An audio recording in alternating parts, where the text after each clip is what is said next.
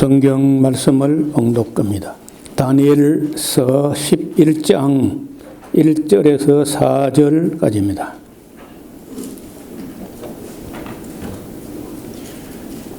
내가 또 메대 사람 다리오 원년에 일어나 그를 돕고 강하게 한 일이 있었느니라. 이제 내가 참된 것을 내게 보이리라.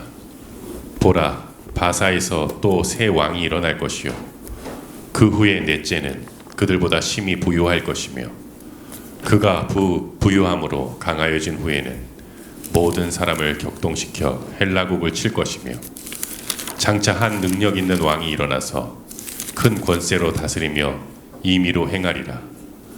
그러나 그가 강성할 때 그 나라가 갈라져 천하 사방에 나누일 것이나 그 자손에게로 돌아가지도 아니할 것이요 또 자기가 주장하던 권세대로도 되지 아니하리니 이는 그 나라가 뽑혀서 이 외의 사람들에게로 돌아갈 것임이니라. 아멘.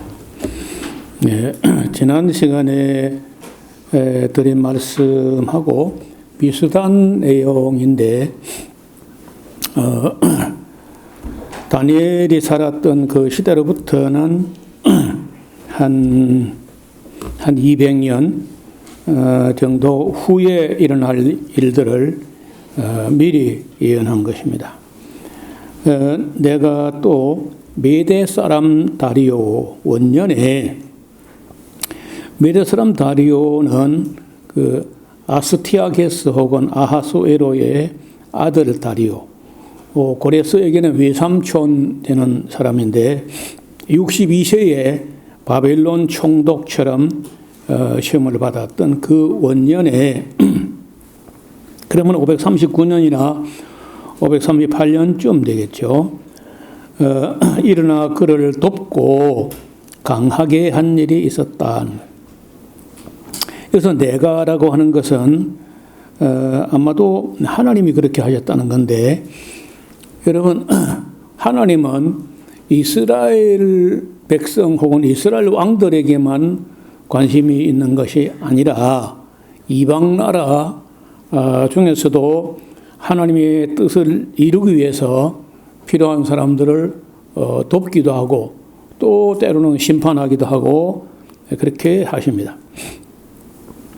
11절 2절 이제 내가 참된 것을 네게 보이리라. 또 진실한 걸 보일 텐데 이제 내가 참된 것을 네게 보이리라.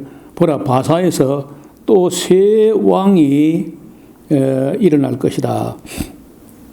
그 새 왕은 아마도 고레스하고 다리우스 그리고 아하수에로 뭐 그런 정도인데, 혹은 그 캄비세스도 거기 들어간다고 볼 수 있지만은 캄비세스는 뭐 한 7년 했어도 악한 사람이라 하나님께서 도와줄 것 같지가 않아요. 그래서 다리우스, 고레스, 아하수에로 이런 정도를 보겠습니다. 후에 넷째는 그들보다 심히 부유할 것이며, 그렇게 하면 이제 어쩌면은 그 캄비세스 2세도 포함되는 것처럼 보이기도 합니다. 뭐 그리 중요한 건 아니고요. 문제는 그가 그 부유함으로 강하여진 후에 모든 사람을 격동하여 헬라국을 칠 것이다 하는 거예요. 그 치는데 지난번에 우리는 마라톤 전쟁에서 그리고 그 아토스 곧 그 풍랑으로 2번이나 패했고, 또 그 앞에 스키타이 전쟁까지 하면은 뭐 다리우스는 3번이나 패한 거예요.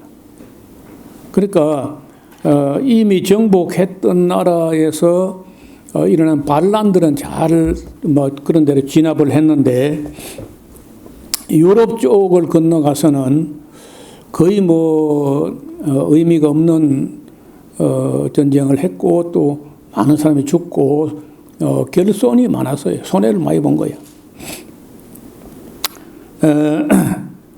그 후에 이제 그가 많은 사람을 격동하여 헬라국을 친다는 것은 아마도 다리우스 다음에 일어나는 아수에로혼 크세스라고도 하는데, 오늘 앞에 그림을 좀 보겠습니다. 여기 지금 오늘 제목은요, 다리우스 사망이라는 걸로 시작합니다. 물론 여러 가지 제목이 나오긴 한데, 다리우스가 지난번에 스키타이 전쟁에서 패하고, 그 다음에 여기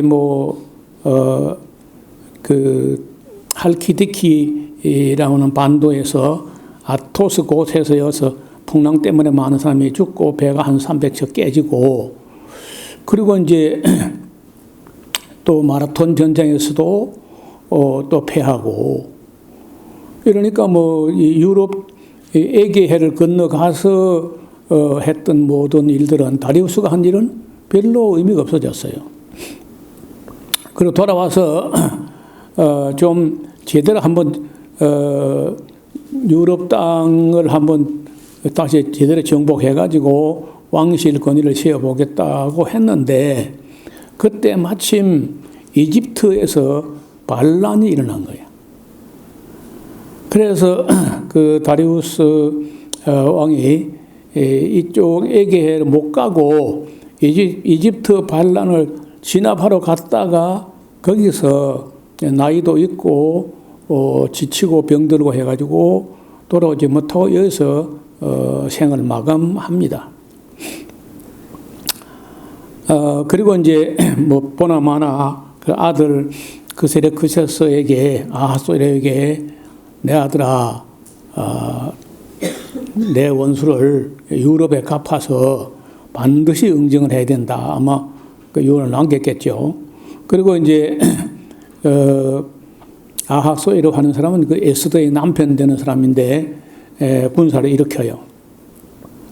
그때 일으킨 군사가 역사학자들이 과장을 너무 많이 해가지고 100만 대군이라고 기록한 역사도 있고 200만 대군, 300만 대군이라 쓴 사람도 있고 현대 학자들은 한 25만, 26만 정도 된 것 같다. 그리고 차이가 너무 나요. 그 10배씩이나 부풀려져 있어가지고 너무 많이 부풀어진 것은 좀 현대 신학자는 잘 안 믿습니다. 역사도 그렇고. 한 26만, 그건 많은 숫자입니다. 이런 26만 군대가 요즘 같아도 이런 26만이라는 군인을 뭘로 다 실어요? 차를 간다. 10차라 해도 엄청난 인원이고, 그러니까 그렇게 많은 군인들이 이동하는 것도 엄청난 부담일 뿐 아니라 먹는 거. 그래서 26만이라도 최고 작게 잡아서 26만이라는데 그 26만에 하루 3끼 먹어봐. 또 전쟁에 나온 놈들이 이거 한창 먹을 때 그쪽 사람들도 덩치도 더 커요. 그 먹어보세요. 양식을 아무리 많이 싣고 갔어도 그 며칠 안 가서 작살나요. 그러니까 전쟁을 빨리 끝내죠. 오래 끌면은 원정군은 힘드는 거야. 그 땅에 있는 사람들이 어떻게든 먹고 살고 하지만은 멀리서 이봐요. 수사에서 출발했다면은 여기서 이제 이쪽으로 해가지고 이렇게 해서 이제 유럽으로 간다면 이 거리에서 가면서 얼마나 또 많이 먹어 치우겠나. 26만이. 그리고 가서 며칠에도 머물면은 그 매일매일 양식이 팍팍 줄어드는 거죠. 그래서 전쟁사에 보면은 너무 멀리 가면은요 패할 수밖에 없어요. 병사들이 일단 지쳐. 그리고 보급이 조달이 안 돼요.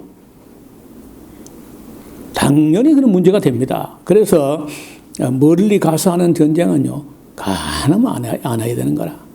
만약에 멀리 가서 전쟁을 하려고 하면 이따면 이제 우리가 알렉산더를 좀 배우게 될 텐데 그 좀 다른 문제입니다. 어떻든 여기 이 아하수에로 크세스가 다리우스 왕 죽고 나서 이쪽을 건너가요. 그 전쟁을 우리가 테르모필레의 전투라고 하는 유명한 전쟁입니다. 전쟁 자체는 그렇게 큰 전쟁은 아니에요. 그런데 그 전쟁의 특성 때문에 테르모필레 전투는 아주 유명한 전쟁이에요. 요쯤에서 이루어졌는데 여기 이제 그 페르시아 군대가 이렇게 해가 이 해입으로 들어가가지고 여기서도 좀 힘이 들었습니다. 여기서도. 그러나 여기는 뭐 큰 문제가 아니고 테르모필레는 여기인데 온천이 나기도 하고 여기가 보시는데 이게 산이에요, 산. 산이 굉장히 이쪽은 제법 악산입니다. 거리 뭐 지리산처럼 그렇게 큰 산은 아니지만은 아주 가파르고 험준한 산이고 그리스 땅 자체가 전체적으로 산이 많아요. 어쩌면은 우리나라보다도 산이 더 많을 거야. 그리고 산이 되게 그 악산이고 험산 줄령이고 막 이렇게 많고 그 땅이 평평하게 농사질 만한 좋은 땅은 많지 않아요.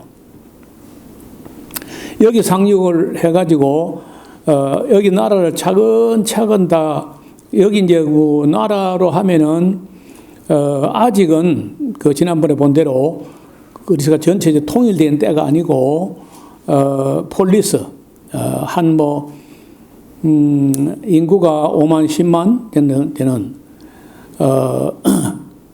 산청만 한 나라 아니면 뭐 거창만 한 나라 이런 나라인 거예요. 그런 폴리스 야금야금 그저 작은 밟아가지고 뭐 26만인가 100만인가 딱 가가지고 그냥 그리스를 그냥 이렇게 쫙 함께 대형을 맞춰가지고 가서 다 싸울 것도 없고 밟아버리면 끝난다. 다 쩐쩌저 다 밟아버리면 다 죽는다. 이제 이리 생각하는 거야. 자기가 군사 많으니까. 그래 어떻든 육지에 올라가려면 이제 배를 타고 왔는데 상륙을 해야 될 거 아니야. 상륙을 해가지고 일단은 싸움을 벌이기는 꽤 조금 넓은 데서 이 개활지라고 하는 편편한 데서 싸움을 했는데 그 스파르타 군대가 슬슬 도망을 가는 거예요. 도망을 좀 따라가야죠. 따라가 넓은 평야 같은 데서 그 해변가에서 넓은 데서 전쟁을 시작했기 때문에 도망을 가면은 산 쪽으로 도망을 가면요 길이 좁아집니다. 길이 좁아지는 정도가 아니고 한쪽에는 바다고 그 바다하고 절벽하고 사이로 길이 뺑 돌아 나 있는데 길이요 한 15m, 12m 길이 너무 좁아가지고 그러니까 자동차 2대가 피하면 될 정도 그 정도 좁은 길로 절벽을 타고 돌아가는 거예요. 그래 돌아가다가 그 아시죠? 지난번에 본 대로 그 그리스 스파르타 이쪽에 중무장 보병 그 튼튼하고 큰 방패하고 긴 창을 가지고 이 팔랑크스라고 하는 이런 군대인데 딱 돌아서더니요 뒤에 페르시아 군대 따라오잖아요. 그럼 콕 찌르면요 말을 타고 오다가 이제 쿡 찌르면 그냥 긴 창을 쿡 찌르면 바다에 떨어지는 거예요. 그또 쿡 찌르면 또 떨어지는 거예요. 좁아가지고 26만 하고 붙은 게 아니고 앞에 요 좁은 길로 들어오니까 몇 명하고 붙은 거야. 이쪽에 근데 아시는 대로 스파르타 군대는요 이 근접전 그리고 그 한 사람 1대1로 맞붙는 그런데 엄청난 근육 훈련을 어릴 때부터 무지막지하게 해요. 그 사람들은 그 시대는 그 직업이 뭐냐면 직업이 전쟁이다. 온 국민 스파르타 뭐 아테네 이런 데는요 그리스 폴리스 그런 데는 그 국가의 국책 사업이 뭐냐? 전쟁하는 거예요. 전쟁하면 빼앗아 오면 농사 지으면 훨씬 나아요. 그러니까 아이들 낳아가지고 장로에게 가져가가지고 심사받아요. 이 아이는 앞으로 스파르타를 위해서 장사가 되고 장군이 되고 위대한 그런 용사가 될 만하다 하면 기르고, 얘는 아무래도 좀 남자 구실 제대로 못하겠다 하면요, 갖다 내버립니다. 뭐 10명이든 100명이든 그 내버린 장소가 있어요. 내버리면 이제 자고 나서 가면 독수리가 와서 다 뜯어먹거든요. 그렇게 하는 거예요. 그래 우리가 한국에서 보통 스파르타식 교육이라고 그러죠. 막 강렬하고 맹렬하고 그렇게 훈련을 막 해가지고 그 나라에서는 싸움 못하면 그 사람 아니야. 그런 식으로 잔뼈가 굵어가지고 아주 훈련된 그런 병사들이고, 페르시아는요, 그 넓은 페르시아 땅에서 이 나라 저 나라 이 나라 저 나라에서 막 끌어모아 가지고 오면서 전쟁 연습 좀 하고 뭐 이래 가지고 전부 오합주전인 거예요. 그러니까 그래 빼고는 그 페르시아 군대 중에 왕을 호위하는 임모탈 부대라고 절대로 안 죽는 한 10,000명 되는 그 사람들 갖다 보내도 그래도 그 스파르타 군대가 안 돼. 그 긴 창을 가지고 찌르고 뒤에서 자꾸 미는데 떨어지면 또 밀고 또 뒤에서 밀어주고 또 스파르타 군대가 또 찌르면 떨어지고 계속. 그냥 저쪽에서는 몰라요. 왜 빨리 안 가나? 좀 빨리 가나? 가고 막 병사를 계속 떨어지는 건 모르고 뒤에서 계속 민다니까. 밀면 이쪽에서는 뭐 그냥 찌르면 떨어지는 거예요. 그래서 아무리 가도 줄어들지가 않을 정도로 죽여도 밀려와. 밀려가봤자 긴 창 때문에 그 싸움이 안 되는 거예요. 결벽을 막 떨어지는 겁니다. 그리고 한참 하다가 야, 좀 교대하자. 내가 팔이 아프다고 창질하니까 딴 사람 와서 교대해가지고, 교대해도 뭐 다 창을 쓰는 게 능숙하기 때문에 페르시아는 당할 수가 없는 거예요. 그런데 이 전쟁에서 끔찍한 일이 벌어집니다.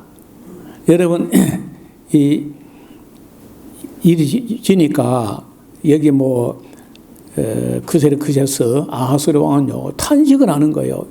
이런 최첨단 부대가 가서 저 얼마 되다는 저 같은 못 이기느냐 막 하고 땅을 치고 난리가 나지만 별 수가 없어요. 그래가지고 정말 화를 내고 노발대발하고 난리 구슬 피울 때 누가 찾아왔다는 거예요. 그래서 누군가 가서 만나보는데 이때 이 절벽이 있어가지고 암만 보내도 절대로 당신이 못 이깁니다. 내가 돈을 많이 주면은 그 비밀 통로, 이 뒤로 우회로로 돌아가가지고 그 양치기들이 염소나 양을 몰고 다니는 오솔길이 있는데 그 오솔길로 산을 넘어서 뒤쪽으로 가면은 이 레오니다스 스파르타 군대를 완전히 양쪽에서 협공해가지고 전멸시킬 수 있습니다. 그런데 나중에 이제 이 페르시아 군대는요 그렇게 하면서도 여기 새까만 게 뭐냐, 이거 화살이야, 화살. 페르시아 군대는 활을 잘 쏘고 이 사람들은 팔랑크스라는 그 방패하고 창을 가지고 있는데 그 화살을 갖다가 뭐라고 하냐면 우리가 화살을 너희 까불어도 화살을 하늘을 가리울 정도로 화살이 날아갈 거다. 그 버티려면 버텨봐라. 그러니까 그 스파르타 군대가 화살이 하늘을 가리운다. 그러면 그늘이 져서 싸움하기 참 좋겠는데 시원하겠어야. 그러고 뭐 한치도 안 불어서는 거예요. 근데 이게 저쪽에는 26만이고 이거는 300명이에요. 300명. 여러분 300인이라고 하는 영화가 있었다니까. 테르모필레 전투를 그 영화로 만든 거예요. 그래서 이 불사조 군대 이런 걸 보내도 안 돼. 무시무시한 군대를 보내도 안 되는 거예요. 이런 식으로 이 협로가 있고 절벽에서 떨어지는 건 전부 다 페르시아 군대고 이쪽 사람들은 그 스파르타 군대인 거예요. 그 몰라 이쪽에서는요. 왜 자꾸 떨어지고 사람이 왜 일 빨리 안 나가는지 뭐 저쪽은 몰라요. 넓은 데서는 안 보이니까. 요 기가 막힌 지형 지물을 이용한 겁니다. 요 좁은 길이요, 이게. 이 배신자가 있어서 문제는 그 배신자가 뭐라 하냐면요. 크세스 왕을 찾아와가지고 요렇게 돌아가면은 이쪽으로 뒤로 치면은 이쪽에서도 물론 하고 뒤에서 이렇게 하면 여기 지금 당신 병사들이 죽고 있기 때문에 지금 여기서 해갖고 당신 절대로 못 이긴다 해가지고 크세스가 군사를 이 길로 이렇게 보내는 거예요.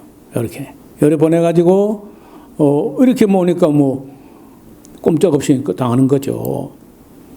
그 에피알데스라고 하는 요 사람이 여기 그 배신자인데 반역자인데 뭐 누가 전하기는 장애인이었다 그래요. 여러분 예나 지금이나 장애인이 살아가기는 어렵잖아요. 그 장애인 하나라도 그래도 먹고 살 만큼이나 좀 돌봐주고 그랬으면 됐는데 그 나라에서 장애인 태어날 때부터 뭐 안 키우고 죽여버리고 이런 세상이니까 이 한 사람을 푸대접한 결과를 이제 지불해야 돼. 이 사람이 가가지고 그 비밀통을 에피알데스라는 말이에요. 이 말은 스파르타 군대에 있어서는 정말 악몽 같은 일인 거야.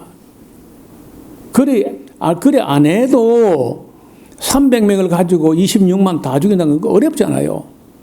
그런데 이런 배신자가 있어가지고 그 300명 그 용사들 레오니다스 왕 스파르타 왕도 거기 있어. 그 왕이 그 죽어가지고 이 에피알데스라는 말은요 그날 이후로 그리스 언어로서는요 악몽이라는 말이 됐어. 악몽. 이 사람 이름이 악몽이야. 한 나라가 스파르타가 그냥 그 테르모필레 전투에서 지게 된 결정적인 원인은 숫자가 모자라기도 하고 또 페르시아 군대가 너무 군사가 많기도 하지만은 그러나 결정적으로 이 배신자 이 사람 때문에 레오니다스가 그날 300명이 한 명도 못 살아남고 다 전사하거든요. 이 전쟁을 테르모필레 전쟁이라고 합니다. 이거는 뭐 너무 유명한 사건이고 너무 극적인 사건이고 해가지고 영화를 만들어서 내놨는데 내가 영화를 봤거든요. 근데 영화는 별로 잘 맞는 것 같지는 않아요. 거기는 보니까 뭐 그 아하스웨로가 멍청하고 뭐 그 미련한 사람처럼 이렇게 보이는데 그렇게 멍청한 사람은 아니었어요. 아하스웨로도. 그러나 워낙 스파르타하고 이 아테네 사람들은 그 전쟁을 어려서부터 연습하는 사람들이고 작전을 짜고 머리를 쓴 사람들이. 여기 이제 우리도 여기 가봤는데 이 테르모필레 앞에 가면은 여기 이렇게 비석이 있고 거기는요 뭐라 하냐 이방인들이여 나그네들이여 가서 라케다이몬 사람들이 라케다이몬이 이제 스파르타 펠레폰네소스 반도 그쪽 전체 사람들 라케다이몬이라 그래요. 사람들에게 전해주어 우리는 조국의 명령에 복종하여 이곳에 누워 있노라고 혹은 여기 잠들었노라고 전해달라 이렇게 비문이 새겨져 있습니다. 이 사람이 이제 그때 300명의 대표자 그 스파르타 왕 레오니다스 1세라는 왕이었어요. 그야말로 얼마나 다 말렸습니다. 그래서 300명을 가지고 아니 좀 더 군대를 모집해가지고 어떻게 준비해가지고 300명을 가지고 뭘 한다는 거냐. 근데 그 협로에서 싸움을 걸면은 승산이 있다고 보고 있거나 없거나 이 사람들은요 태어나서 전쟁에 승리하는 거하고 전쟁에서 죽는 거 죽어도 늙어 죽는 거는 창피한 일이고 전쟁에서 죽는 게 영광이다. 이렇게 생각하는 사람들이야. 레오니다스 1세.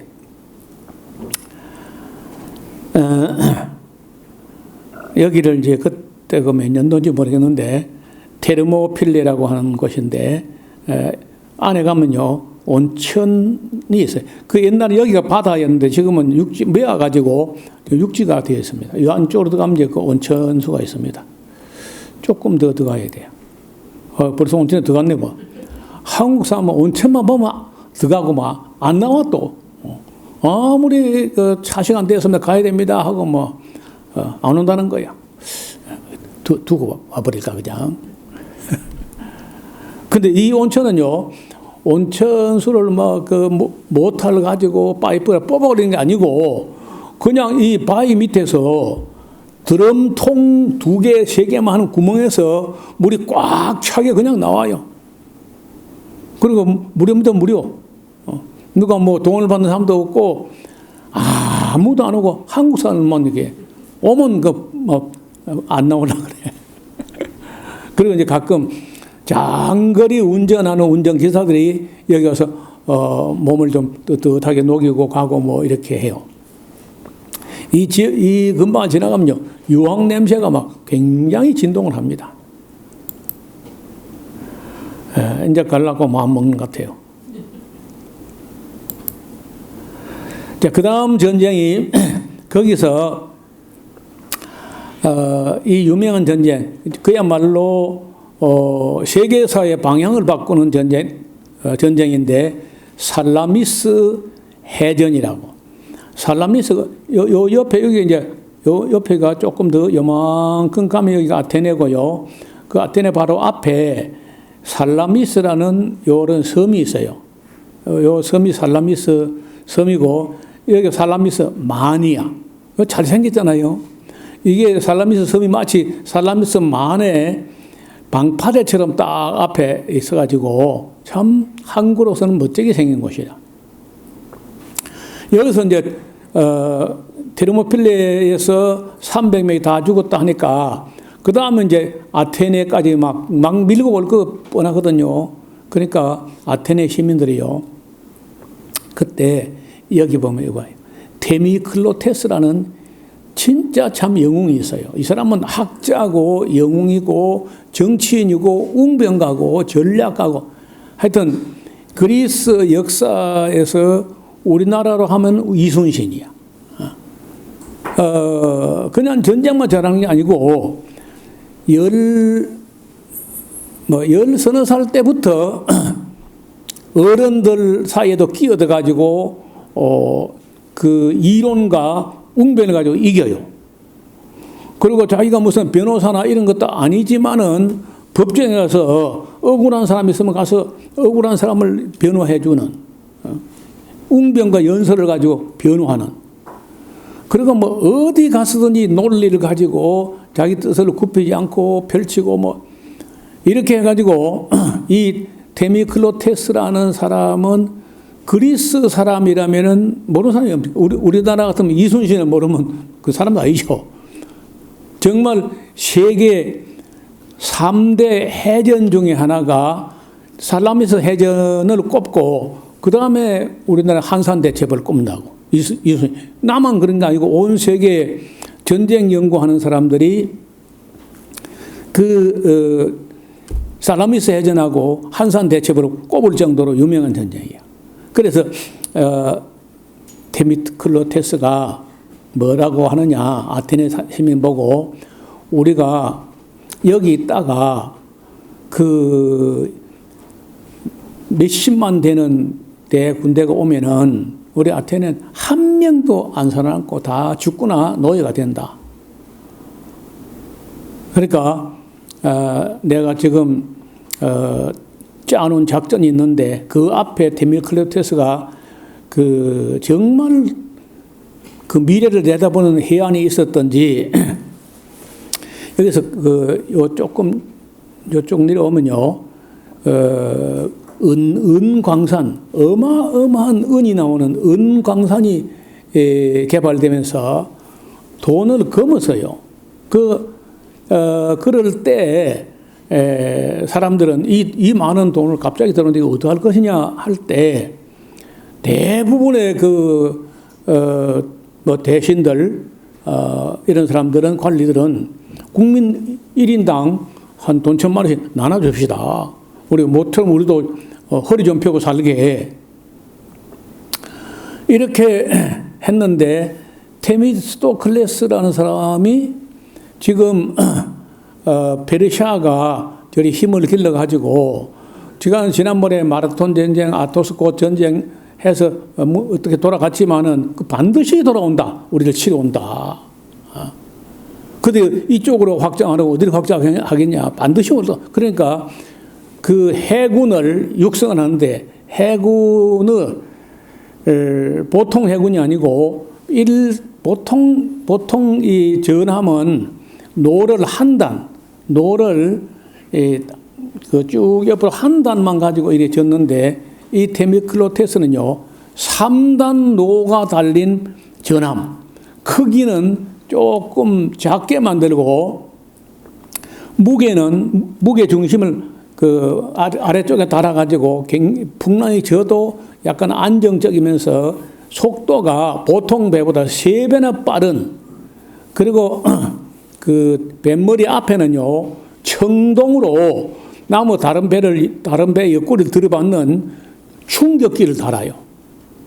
뿔을 그 청동 뿔을 달아가지고 남의 배 옆구리를 들어받는 그런 배를 200척을 진수하자 이렇게 하는데 그 누가 동의하겠어요? 우리 돈으로 하면 1인당 한 돈 1,000만 원씩 나누어 가지자 하면 다 그렇게 할 텐데 이 사람이 데미클로테스가 웅변을 얼마나 잘하는지 그 국민을 다 설득합니다. 결국은요. 이게 만약에 여러분 뭐 돈 1,000만 원씩 갈라 먹었다 손 치자 페르시아 군대가 오면 다 뺏겨 이것더라 하고 뭐 어떻든 설득을 해가지고 배를 만들었어요. 배를 만들었는데 이게 페르시아 군대가 지금 아테네로 오니까 우리가 여기 있다간 다 죽을 테니까 집을 다 빼오고 먹을 양식을 가질 수 있으면 가져가지고 지금 다 배에 타라. 갈라 하겠어요? 사람들이 때까지 살아오던 조상 때대로 살아오던 그 집을 버리고 그러면 페르시아 군대가 오면 집을 다 때려 부수거나 불사르거나 할 텐데 그러면 섬에 가서 우리가 더 어떻게 살겠냐 해가지고 안 갈라 하는 걸 갖다가 그걸 또 설득해야 돼. 그러니까요 정치는 뭐냐 설득이야 설득.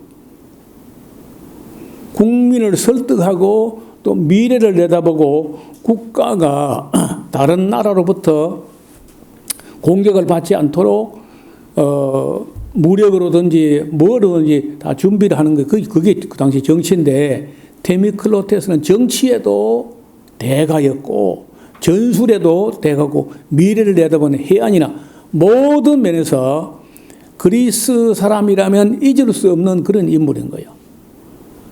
그런데 아주 하다 안 되니까요. 그 아폴로 신전에 가서 신탁을 받아옵니다.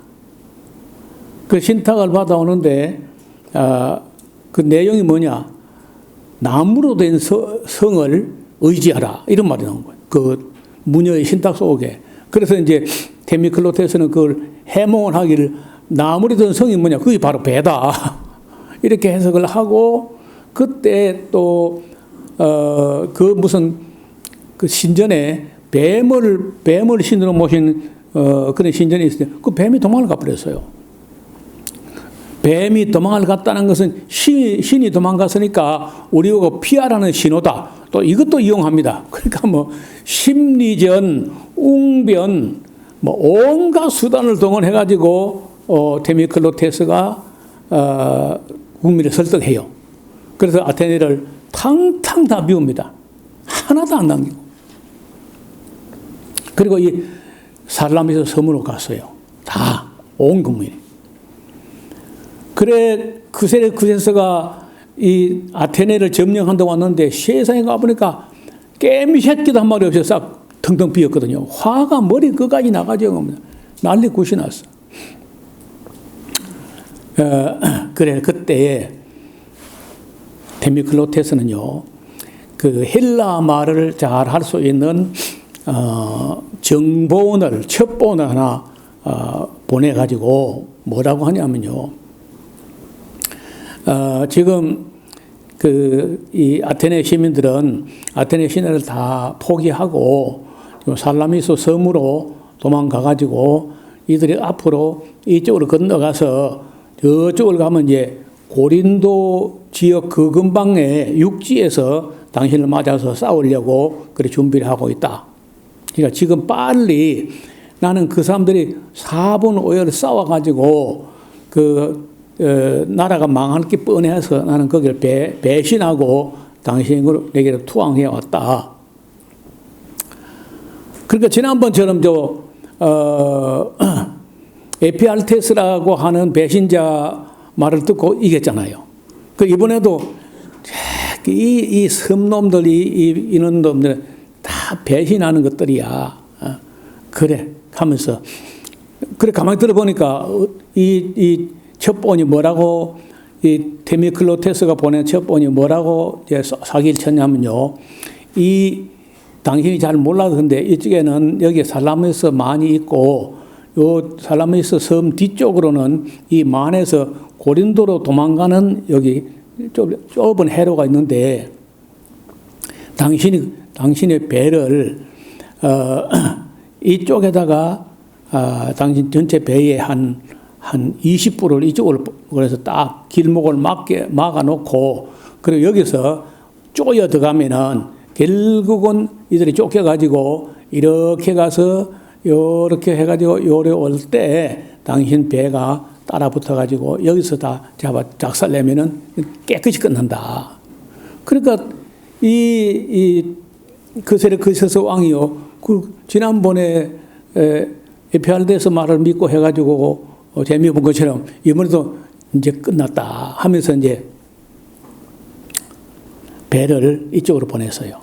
요 배를 다 준비시키고 그 대대적인 한 3분 2가 넘는 그 해군을 데리고 이쪽으로 갑니다. 그런데 보시다시피요, 여기가 요 해안선이 복잡해. 요렇게 배들이 있다가 페르시아 배가 이렇게 오니까 여기 진치고 있던 그 배 몇 척이 이쪽으로 도망을 가는 거라. 뭐 끝나서 이것도 싸우도 못하고 도망가는 것만 그냥. 그래가지고 뭐 휘휘하고 이렇게 돌고 이렇게 돌아가지고 이렇게 되니까 세상에 이리 돌았을 때 이리 막 배가 이리 지나가잖아요 이렇게. 근데 요 고비마다 이 데미클로테스의 3단 노려진 쾌속정 굉장히 빠른 배가 배가 이렇게 지나가는데 여기서 튀어나와 가지고 배 옆구리 들어받는 거예요. 근데 그때가 들어받을 때 이러면 한 배가 하나가 거기서 자초되거나 거기에 침몰하면요 다른 배가 또 밀려요. 그럼 앞으로 못 갑니다 또. 그러면 또 옆에서 또 와서 그냥 굉장히 빠르게 들어받는 그런 그 충격기, 배 앞머리에 청동 충격기가 또 들어받고, 그리고는 옆에 상대방 배에게 한쪽 노가 자르르 부서지게 막 배 치고 들어가는 거예요. 이쪽 배는 노를 걷어버려 저쪽 배에 그냥 한쪽 노가 싹 작잘하게 밀고 가는 거예요. 그렇게 할 때 바람이 어디서 부는가, 물때가 어느 때인가 이걸 다 데미클로테스가 다 계산한 거예요. 그래가지고 이제 여기 이 넘에서 보면 안 보이거든요. 여기서 무슨 일은 안 보이는 거 똑같아요. 지난번에 테르모필리처럼 우리 여기서는 뭐 왜 배가 빨리 안 가냐 하고 계속해서 밀어 넣는 거야. 계속해서 밀어 넣고 이 아테네 배는 아니 그리스 배는 이 배 옆구리를 쳐가지고 얼마나 배가 부서졌느냐. 한 300-400척이 작살났어. 페르시아 배가 300-400척 정도가 그냥 작살나. 그래가지고 막 엉켜가지고, 여러분 엉켜가지고 이제 오도 가도 못하면 그때는 화공법을 씁니다. 바람 부는 걸 딱 봐가지고 불을 질러버리면 이 배, 저 배가 배에서 배로 불이 건너가고 난리가 나는. 그래서 이 살라미스 해전이요. 그리고 이제 이 데미클로테스가 이거 다 작살내고 이쪽으로 해서 이것도 다 작살내고 해가지고 이게 끝납니다. 그 대승을 거둔 거야.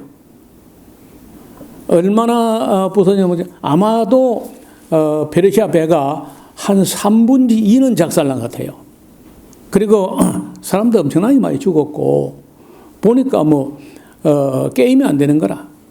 그때 크세르크세스 왕은 이 산 언덕에 올라가서 뭐 배들이 전함들이 부닥치는 걸 다 봤는데 게임이 안 되거든요. 그래서 다 놓고 자기가 그리스를 너무 얕잡아 봤다는 후회를 하면서 돌아가게 됩니다. 이 데미클로테스, 야, 이 사람 좀 봐요. 이 사람은 아테네 민주정치 시대에 활동한 정치가이면서 군인이고 해군력 정강과 뛰어난 전략으로 아주 유명한 사람이야. 해군의 아버지라고도 하고 페르시아의 제침략을 예견하고 라우레이온 은광에서 나오는 어마어마한 수익을 국민들에게 분배하는 대신에 3단으로 노가 3층으로 되어 있는 그 배를 200척을 진수하도록 온 국민을 설득해가지고 마침내 그 전쟁을 준비했기 때문에 살라미스 해전을 승리로 이끌게 됩니다. 하여튼 대단한 전쟁이었고 그는 뭐 전 그리스 국민의 아버지, 국민의 은인이 됐다고 할 수 있겠죠. 네. 이쪽으로 배 얼마를 보내고 그리고는 주력부대는 이쪽으로 갔다가 요 골목골목 숨어 있는 데서 완전히 그 패배를 하게 됩니다. 여기서 아까 그 첩보원이 가가지고 거짓말하는 건 이 사람들 이렇게 지금 올라가가지고 이렇게 해서 이 평원 고린도 옆에 있는 이 평원에서 전쟁할 거라고 준비하고 있습니다. 이렇게 사기를 쳤는데 그대로 믿어가지고 이제 이 크세르크에서는 낭패를 당한 거죠. 잘 봐요. 그 요 배가 이렇게 갈 때 옆으로 서 있었는데 여기서 꼴짝꼴짝 숨어 있다가 그냥 나와서 옆구리 들어받아 가지고 다 끝을 낸 거예요. 예. 이러면 뭐 그리고는 이쪽으로 간 사람 이게 지금 빨간 거는 페르시아 배들이고 푸른 거는 그리스 배들인데 여기서 이제 몰아 가지고 여기 다 한 캐 엉겨서 스스로 다 파멸되고 마는 그런 전쟁을 치른 겁니다.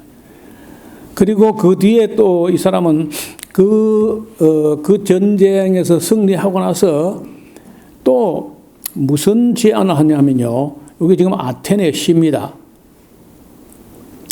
아테네 시에 성벽을 뺑 둘러, 이 진한 색깔이 성벽이야. 성벽을 뺑 둘러 성벽을 쌓고 길을 피레우스라는 항구, 여기 우리 같으면 인천 항구인 거예요. 여기 서울 같으면 이게 인천 항구처럼 여기서 이렇게 들어와서 이렇게 아테네 들어올 때 길에 고속도로 양쪽에다가 성벽을 쌓아요. 여기도 못 들어오게.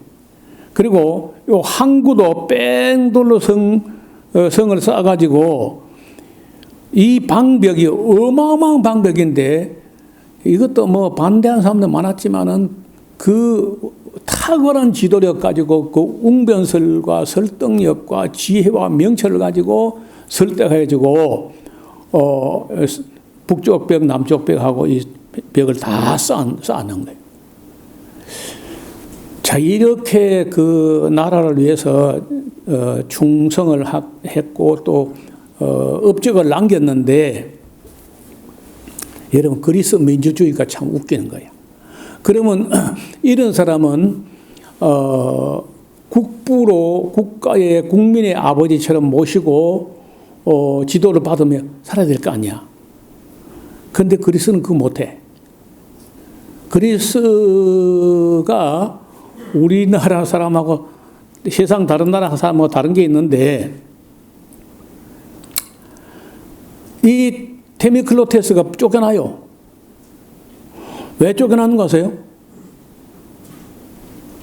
너무 공로가 크다는 거예요. 여러분, 그 이해가 됩니까? 너무 공로가 크고 말빨이 너무 세. 일도 너무 잘하고 정치도 너무 잘하고 그리고 영향력도 너무 크고, 그래서 독재자가 될 위험이 가장 큰 인물이야. 그러면요, 그 아테네 시민이 모여가지고 2년에 한 번인가 투표를 합니다.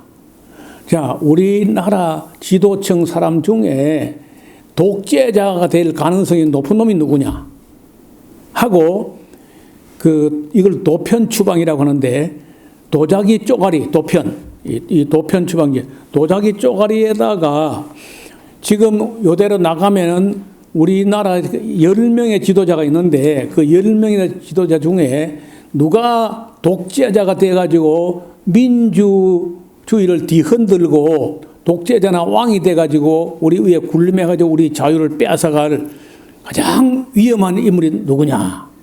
누구겠어요? 보나마나 데미클로테스죠. 제일 실력도 있고 공로도 많고 능력도 있고 말도 잘하고 운동도 잘하고.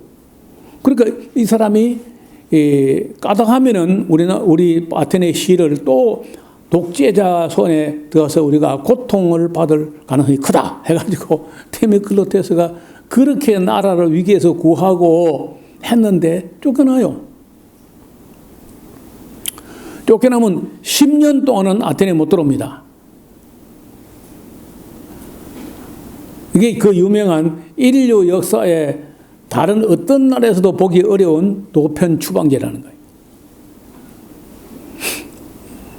우리 교회에 뭐 그런 사람 별로 없죠. 만약에 교회가 한 1,000명, 10,000명 이렇게 된다. 그럼 장로나 목사나 이런 사람이 한 전체 해가지고 이제 한 10명, 20명 됐다. 그러면 이제 도자기 쪼가리를 줘가지고 쓰는 거야. 누가 우리 교회에 있으면은 교회에 독재가 일어났는가 해가지고 적어내는 거예요. 그 제일 많이 찍힌 사람이 이제 쫓겨나야 돼. 쫓겨나면 이제 10년 안에 못 들어오는 거예요. 어쩌면은 그리스는 그래서 망했다고 봐요. 독재하는 꼬라지를 못 봐. 그게 언제냐? 2300년, 400년 전에 그래서 2400년 전부터 독재하는 꼬라지를 못 보는 거야. 심지어 군대가 장군이 10명 있는데 그러면 우리는 참모총장이 있을 거 아니야. 참모총장이 계속해서 몇 년간이나 혼자 지휘하는 그 꼬라지를 못 보는 거야. 그래서 어떡하냐? 장군 10명에서 10명이 하루석. 장기 집권하는 걸 못 본다는 거야. 그 진짜 빌어먹을 민주주의. 그러니까 여러분, 민주주의 좋은데, 너무 그리 심하게 하니까 나라가 망하는 거예요. 인물이 견뎌내지 못해요. 인물이라는 인물은요, 똑똑하고 천재적이고 능력 있고 하면요, 안 쫓겨날 수가 없어. 그래서 우리는 보통 사람이 좋지, 탁월한 인물이 싫다. 이게 이제 그리스식 민주주의라는 거예요. 지금 오늘 그리스가 왜 나라가 망했느냐? 천재를 쫓아내는 나라예요. 그런 나라가 망하지. 미국은 어떻게 흥하게 되냐? 천재를 영입해가지고 천재에게 돈을 무제한으로 대주는 나라야.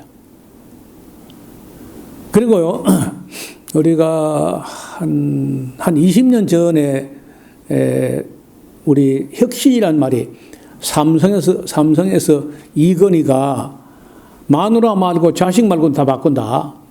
그 혁신을 말할 때 그런 말을 냈을 때 그 즈음에 일어났던 일인데, 기업 혁신 컨설턴트, 기업을 어떻게 하면 확 바꾸어가지고 고답적인 자세에서 벗어나게 할 것인가, 이런 것이 아주 유행하는 학문이 있었어요. 그래가지고 그 천재가 기업 안에 인원이 뭐 10,000명, 20,000명 되면 반드시 천재가 있다는 거죠. 그 천재로 하여금 아이디어를 내 가지고 그 기업을 혁신할 수 있는 아이디어를 내면은 우리는 보통 신상필벌하죠. 잘하는 거는 상을 주고 못하는 것은 반드시 벌을 주고 이게 이제 기본이고 이게 마키아벨리고 이게 보통 정치야. 그런데 그 당시 그 기업이 혁신되고 나라가 혁신되는데 신상 잘하는 건 상을 주되 필벌이 아니고 불벌 실패한 거는 절대 벌을 안 준다. 그렇게 해서 도전 정신을 가지고 실패를 두려워하지 않고 도전하게 하는 그런 아이디어가 한 지금 20, 30년 전에 한번 유행을 했던 적이 있어요. 그랬던 여기 우리 집에 자주 오는 어떤 분이 자기 자녀들 기르는데 아이들이요 되게 5명에 6명이 되는데 다 스포츠하고 뭐든 잘해. 근데 얼마나 잘하느냐 하면요 뭐든지 1등, 2등을 하는 거야. 그러면 3등을 했다. 그러면 엄마가 주워 패는 거야. 엄마가 태권도 5단인가 그래요. 그러니까 뭐 잘못하면 작살 나 그냥.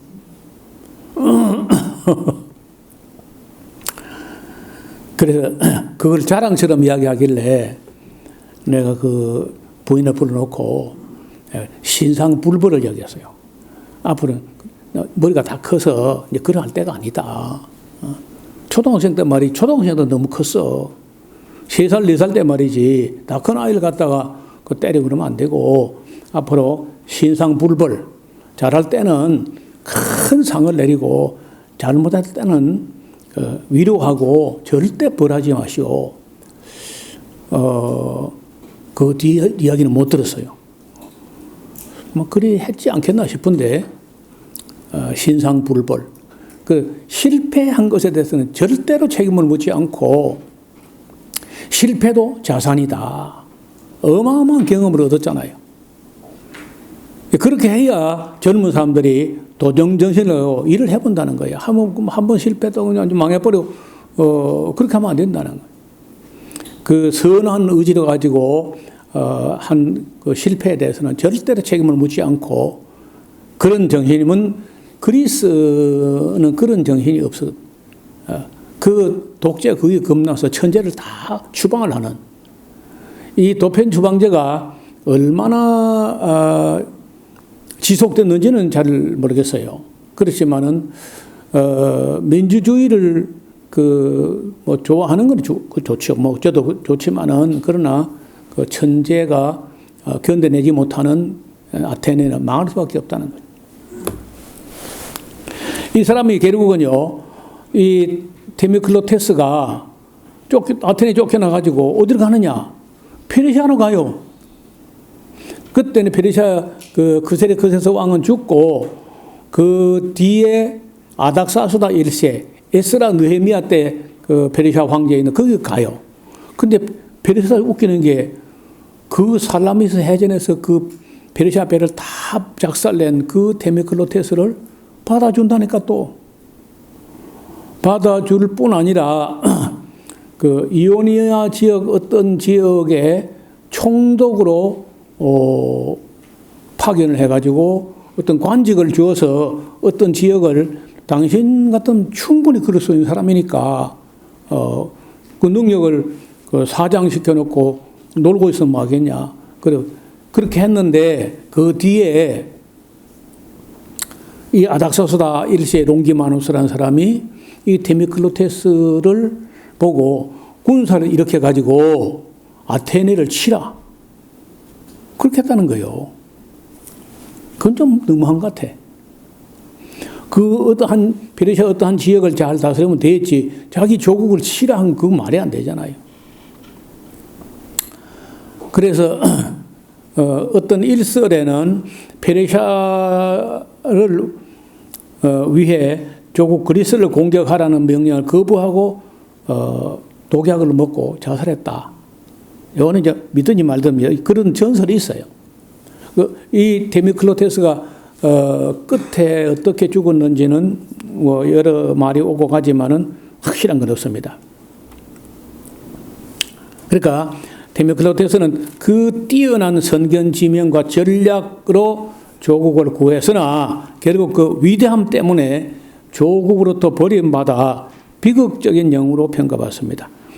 그리스 사람들은요, 어떤 사람이 너무 특출하여 독재자가 될 우려가 있는 사람을 극도로 경계하여 소위 도편 추방제를 통하여 10년 동안 아테네로 돌아오지 못하게 했다는데 저는 그 뭐 썩 잘한 것 같지는 않다는 생각을 합니다. 그 다음에 이제 이 살라미스 해전에서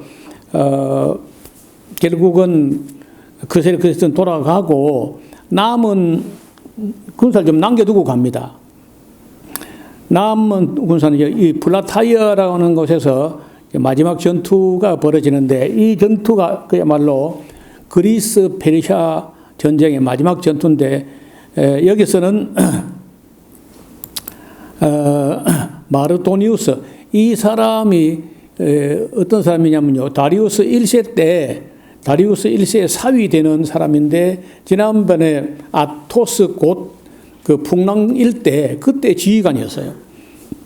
그래서 이제 그때는 뭐 불가항력이라고 한다 할지라도 이번에는 너희들 저대로 싸워봐라 하고 그 크세르크세스가 이 다리우스 1세의 사위 되는 사람을 마르도니우스를 남겨둡니다. 그리고 크세르크세스는 돌아가고 그리고는 이제 스파르타의 지휘권을 갖고 있는 사람은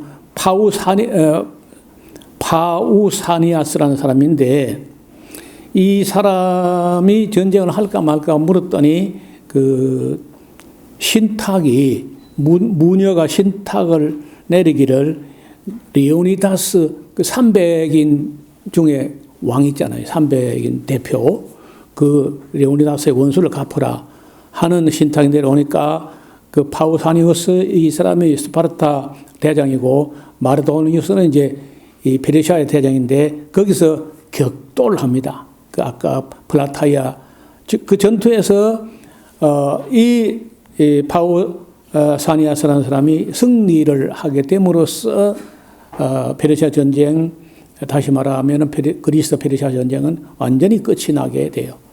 자 이렇게 해서 그러면 그 페르시아가 치른 전쟁, 스키타이 전쟁, 그다음에 아토스 곧 전쟁, 그건 뭐 싸운 건 아니니까. 그래도 또 전쟁은 전쟁이죠. 그러면 전쟁, 마라톤 전쟁, 테르모필레 전쟁, 살라미스 해전, 그리고 여기 플라타이아 전쟁 5, 6번을 싸웠는데 작은 나라 그리스가요 한 번도 안 지는 거예요. 테르모필레 전쟁 뭐 진 거는 진 거지만은 배신자 때문에 그런 것이고 죽었으면 죽었지 진 건 아니잖아요.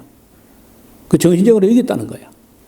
그래서 이때 그 그리스 사람들 내리속에 박힌 게 땅덩이 크다고 이긴 건 아니다.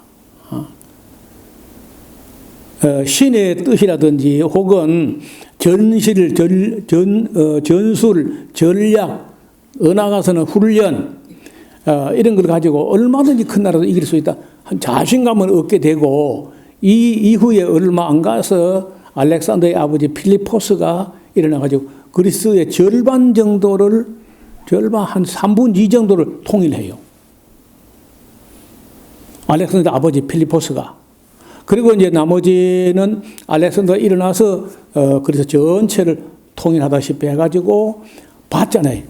지난번에 여러 차례 페르시아하고 전쟁할 만하다는 걸 경험했기 때문에 동방원정을 나서게 됩니다. 그리고는 11년 동안을 싸우는데 페르시아에 가서 그 알렉산더는요 전쟁을 얼마나 하느냐 11년 동안에 40여 차례를 전쟁을 해요. 그래서 단 한 번도 안 졌습니다. 단 한 번도. 위험한 경우는 2-3번 겪었지만은 그래도 결과적으로 다 이겼어요. 그 결국은 알렉산더는 알렉산더를 이길 자는 알렉산더밖에 없어요. 그 알렉산더는 누구에게 졌느냐? 자기 자신이 졌어요. 자기 자신이 절제를 못해가지고 술을 먹고 그 아랫사람 다스린 걸 끄트머리 가서 좀 어렵게 돼요. 그래서 알렉산더는 남에게는 지지 않았으나 자기 자신에게 패배한 사람이다고 알려져 있어요. 이 이야기는 상당히 또 길어질 이야기이기 때문에 오늘 다루지 못하고 다음 시간에 알렉산더 전쟁을 공부하도록 하겠습니다. 기도드리겠습니다. 하나님 아버지, 인간의 생각으로는 큰 나라 페르시아가 그 작은 나라 도시국가 오합지졸 같은 나라들 능히 이길 수 있을 것 같았지만은 한 번도 이기지 못하고 번번이 패배하는 모습을 보았습니다. 그리고 이제 새로운 시대 알렉산더가 역공격으로 페르시아로 진격해 나가는 남은 역사도, 그리고 알렉산더가 죽은 후에 나라가 또 나누어지고 나누어진 나라끼리 또 싸우다가 마침내 포에니 전쟁과 로마 전쟁이 일어나면서 시대가 로마 시대까지 가서 마침내 예수님이 오시게 되는 데까지 이 중간사의 남은 부분도 잘 이해할 수 있도록 지혜와 명철을 더하여 주옵소서. 예수님 이름으로 기도하옵나이다.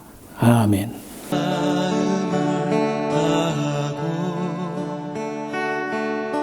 성품을 다하고 힘을 다하여서 여호와를 사랑하라. 내게 준 계명을 마음에 새기고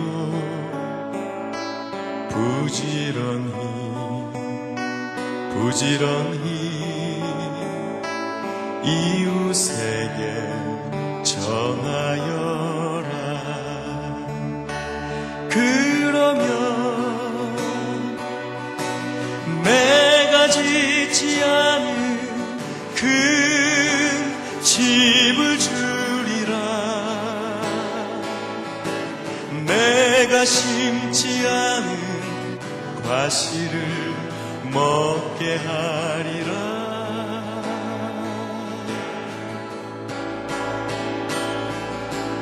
그러나 한 가지 잊지는 말아라. 죄인된 우리를 구원하신 여호와